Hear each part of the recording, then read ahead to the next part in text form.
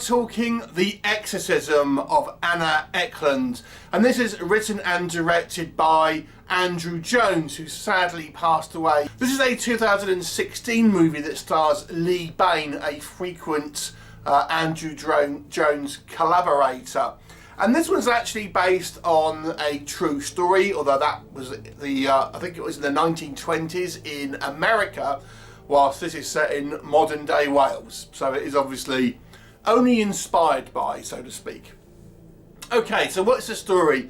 Well, it focuses on this priest played by Lee Bane, who is effectively having a crisis of faith. He's kind of lost his faith, or is losing his faith. But nonetheless, he is recruited to perform an exorcism on Anna Ecklund, who has been possessed once before. And I know it's a case of him trying to win back his faith, ultimately to be able to kind of defeat this kind of demonic entity. And we learn through the movie that this demonic entity may well have specifically targeted Anna Ecklund because she has, let's call it an innate supernatural ability that may be used for good, and hence the kind of the forces of evil kind of want to take her out ultimately. What will happen? You'll have to watch the movie and find out. So this is a low budget movie, and obviously you have to kind of bear that in mind when talking about films like this. Let's talk about what works in this movie's favour. I've always said this about the majority of movies directed by Andrew Jones. I think Lee Bane is actually quite a good actor. He always tends to star in low budget schlock, but I actually think he's genuinely better than a lot of the movies that he's actually in. And I think this is true of this movie too. I do think Lee Bane is actually a pretty good actor that just hasn't kind of sort of ever gone into the kind of the mainstream. And I think he does a pretty good job here of this priest. It's a quiet kind of performance. It's a very subdued performance. But I think he does a good job, good acting, and we get the point across without kind of like, grand gestures or overacting. So I gotta say, I thought a lot of the acting, and not just from him, there's like a kind of like a reverend mother, like a nun.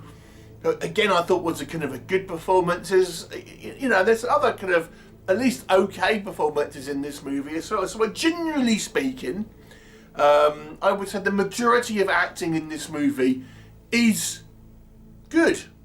And it needs to be, really, because this movie is more dialogue driven than VFX driven. Now, you might say, and I'll probably come on to it again, that makes this movie maybe a little dull for some. But if you want more of a character-based movie discussing the kind of like the more of the philosophy behind exorcisms and things like that, then this one may be for you. But I've got to say, because we have reasonable performances and because we have, I think, some interesting cuts, even though I would say it's a little bit cliche to have the priest that's losing his faith and stuff like that, nonetheless, I do think it makes it for at least somewhat of a compelling character arc. I think the idea here of the Anna Ecklund character being specifically targeted because she represents a possible beacon of hope for humanity, I won't say exactly why, I thought was an interesting kind of concept. It's kind of like not maybe fully explored as much as it could have been. And also, well, I won't come on to the negatives in a minute, but nonetheless, I do think it's a kind of an interesting sort of concept here. The movie is a slow burn movie, but it does kind of go into a little bit more of a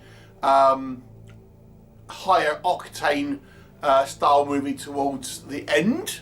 If you want, if you're worried it's going to be all kind of talky and things like that. But nonetheless, I do think it has some kind of some reasonable ideas in regards to the kind of faith and kind of how all that sort of stuff works. The movie is relatively kind of well put together, and I quite like some of the kind of the location shooting here.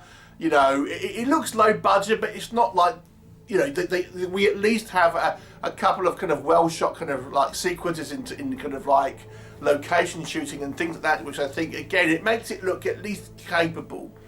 You may know Jones as the kind of the creator of the Robert the Doll series. It's probably his most well known film, and you know, I'll admit his films often have been kind of quite quickly put together and quite cheap looking. Of course, I do think this one, you know, it's serviceable. I think it's not badly put together. It's not flashy, but it's not kind of badly put together. And the story kind of makes sense and everything. So I think, to be honest, it's a relatively serviceable, lower budget possession / exorcism movie.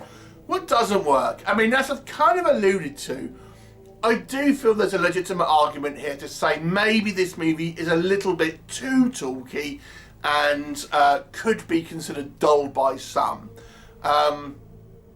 Because it is not exactly breaking new ground, let's be honest here. I do think the idea of a priest who is losing his faith and, you know, has to kind of like pull it back and everything, it has been done a few times before, so I don't think it's kind of really sort of breaking any kind of new ground. But I've got to say, I think that kind of element of the drama is probably the stronger elements. The weaker elements, I have to say, are the actual exorcism bits of this movie. The Anna Ecklund sequences where she's possessed, again, it's stuff you've seen before, but not flashy. You know, it's kind of quite low budget. It's just a little bit of makeup, contact lenses, lots of kind of swearing, all that sort of stuff. Stuff that you have seen in other films before, but not as flashy. And the budget shows in those sequences, I would say. As I've kind of alluded to, again, without spoiling anything, the supernatural side of stuff in regards to positive powers that maybe Anna Ecklund has had, I think that could have played more of a part in the movie, because that would have given it a little bit of point of difference had this been like a real, like, not second coming or anything like that, but like a real, like, this is like a real going to be a beacon of humanity and it must be taken out. It's kind of like just the kind of the reason why these demons have kind of targeted this one without it really being a huge point of the actual story outside of a couple of sequences towards the end. When the movie's pace does pick up towards the end, I have to be honest with you, it gets a little bit silly, and there's a couple of sequences here where we have a nun that is possessed, not our Anna Ecklund, and we have Lee Bane's character like smashing this nun's head with the door, like through the door, and she's like, she can be exorcised. I mean, he's like bashing her head in. I'm thinking, that doesn't seem like a priest would do that, to be honest. And then, you know, we have a sequence where the Anna Ecklund character is confessing something to Lee Bane's priest, and he's like, don't worry, like, this is confidential, it's it's confessional, and because she's like, oh, I don't want anyone else to know. Fine, it's confessional, you can tell me, I won't tell anyone. Literally the next scene he's telling someone else. I'm thinking, what? He's meant to be the protagonist. So, you know, it's a little bit kind of messy still. I think this is a more of a mature film for looking at the kind of the Andrew Jones kind of back catalogue of stuff. I think it's a watchable film. I don't think it's it kind of puts its head above the parapet in any kind of meaningful way. It is very much a kind of a by the numbers possession movie. Not bad, but it is taken down a notch by some sillier choices that I think are made in this movie, and it's kind of obviously lack of budget here. 4 out of 10, that might sound low because it is on the lower half of my kind of rating, but it's just a slightly below average movie for me, but it's not terrible. It's a watchable kind of possession movie if you don't mind a lower budget fare. 4 out of 10. Have you seen it? Please do let me know what your thoughts are, and I'll look forward to seeing you next time.